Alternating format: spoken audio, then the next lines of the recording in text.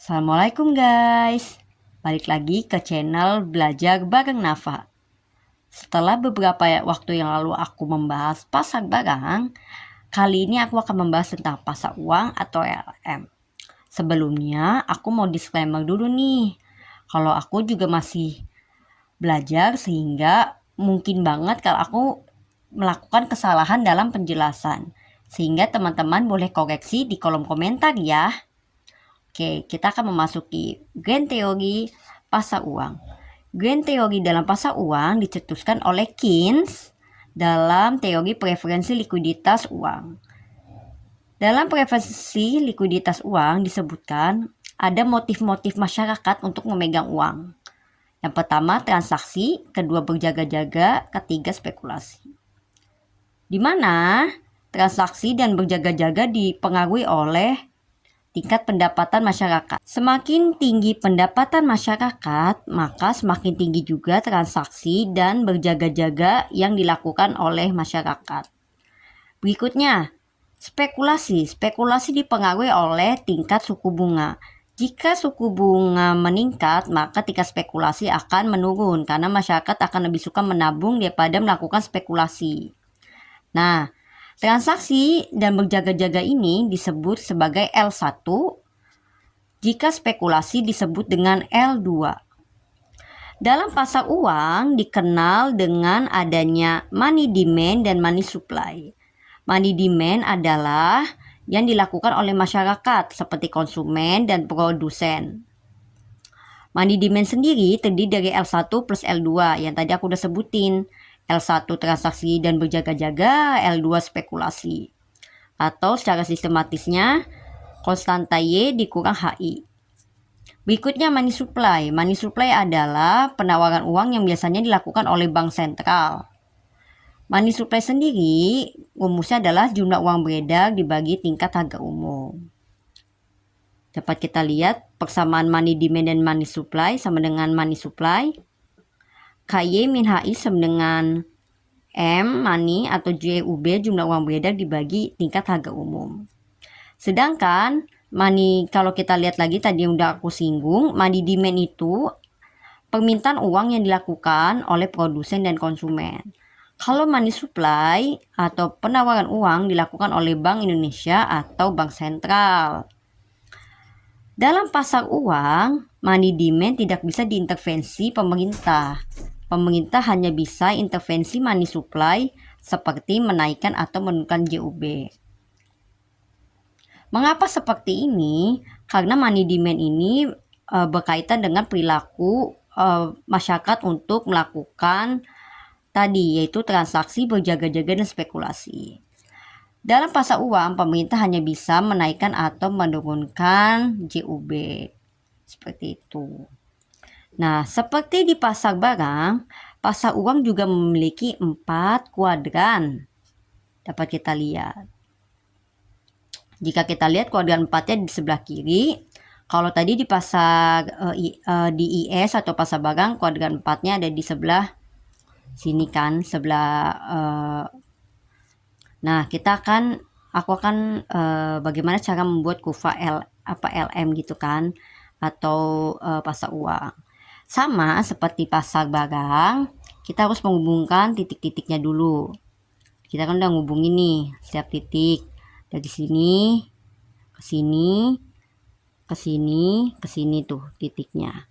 Berikutnya minimal 2 titik untuk membuat kurva sini ke sini, ke sini, ke sini.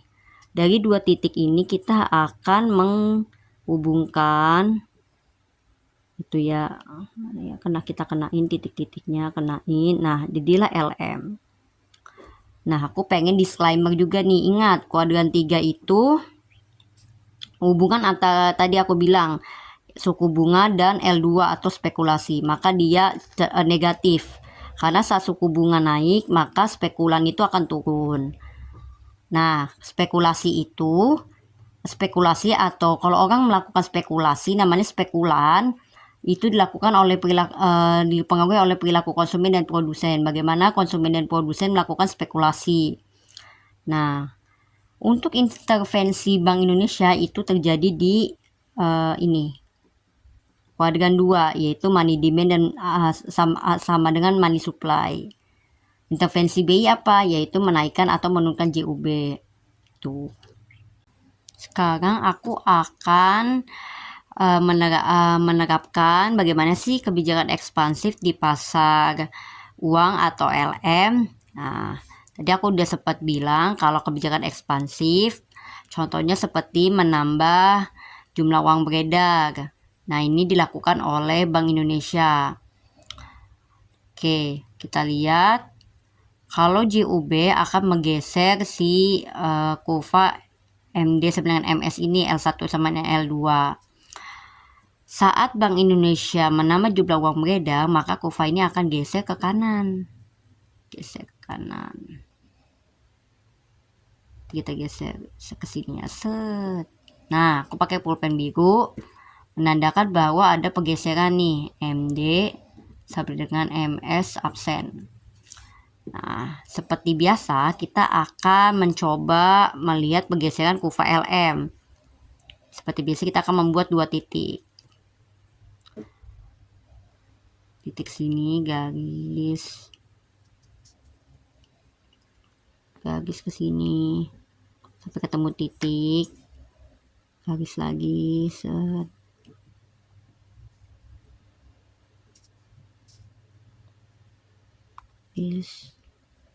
Yes. Nah, di sini tadi titiknya.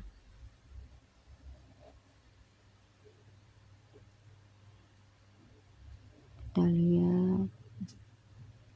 Maaf ya miring, tapi walaupun miring tetap bisa terlihat kok.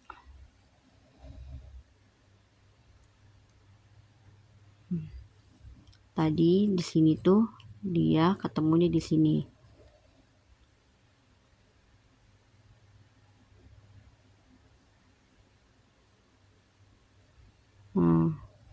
Oke. Jadilah di sini kan. Berikutnya 1 titik lagi seperti biasa supaya bisa menggambarkan kurva, tarik ke sini. Terus tarik lagi ke sini.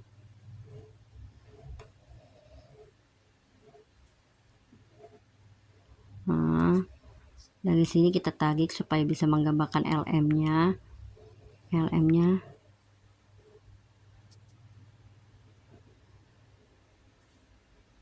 Kan sini. Kemudian LM-nya sini tadi. Maaf ya berantakan, tapi secara jelas kelihatan kok. Oke, dapat kita lihat pertemuannya di sini tadi. Kita sambungin, jadilah LM yang baru. Apa kesimpulannya? Kita bisa lihat ternyata kebijakan ekspansif yang dilakukan oleh Bank Indonesia menggeser kurva LM ke kanan. Ini lihat ya, ini kan ke kanan nih. Kanan sini. Nah, itu dia. Kurva LM. Jangan lupa sumbunya ini sumbu Y. Oke. Tuh. Kesimpulannya adalah kebijakan ekspansif menggeser kurva LM ke kanan. Tadi kita udah mau coba menghubungkan titik-titik ya guys. Kalian jika kayak kurang yakin, kalian bisa coba sendiri di rumah. Kalian bisa coba di rumah dengan menggeser kurva MD sama dengan MS, hubungkan titik dengan kurva-kurva, apakah benar LM itu geser ke kanan. Kalau ini kan cukup berantakan ya, jadi kalian bisa mencoba dengan menggunakan penggaris untuk membuktikan penjelasan ini. Berikutnya, aku akan mencoba menerapkan kebijakan kontraktif di pasar uang atau LM. Kebijakan kontraktif salah satunya adalah suku bunga dinaikkan. Ingat, jika suku bunga dinaikkan, maka spekulasi akan turun karena masyarakat akan lebih suka menabung daripada melakukan spekulasi. Maka spekulasi yang turun ini akan mempengaruhi ini, kuadran 3. Lalu bagaimana pengaruhnya ke LM? Ingat, spekulasi yang turun adalah suatu hal yang negatif, sehingga turunnya spekulasi ini akan menggeser kurva ke kanan. kebalikannya. Biasanya kan kalau kufa geser ke kiri kalau berkurang. Tapi karena dia bersifat negatif, spekulasi, maka dia akan geser ke kanan. Kita buktikan. Spekulasi turun, geser ke kanan. Kita lambangkan dengan L2 bagu gitu ya. Oke, kufa bagu. Selanjutnya bagaimana pengaruhnya ke LM? Seperti biasa kita akan membuat kufa, hubungkan titik, set, sini. Selanjutnya ini kita tarik ke sini seperti biasa, seperti kufa-kufa sebelumnya. Setelah itu yang di sini kita tarik ke sini. Oke, kita bawa ke bawah. Oke, satu titik lagi kita ambil, contoh misalnya kita ambil di sini, kita tarik lagi ke sana supaya bisa mengembangkan. Oke, tarik lagi ke atas. Ini kita tarik deh.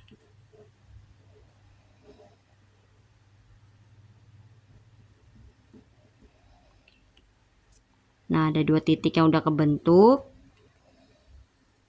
Kita cukup tarik, terbentuklah LM baru atau LM absen. Nah, berarti kebijakan kontraktif, kesimpulannya kebijakan kontraktif akan menggeser kurva LM ke kiri. Dapat kita lihat nih, ke kiri kan? Karena spekulasi turun nih akibat suku bunga dinaikkan.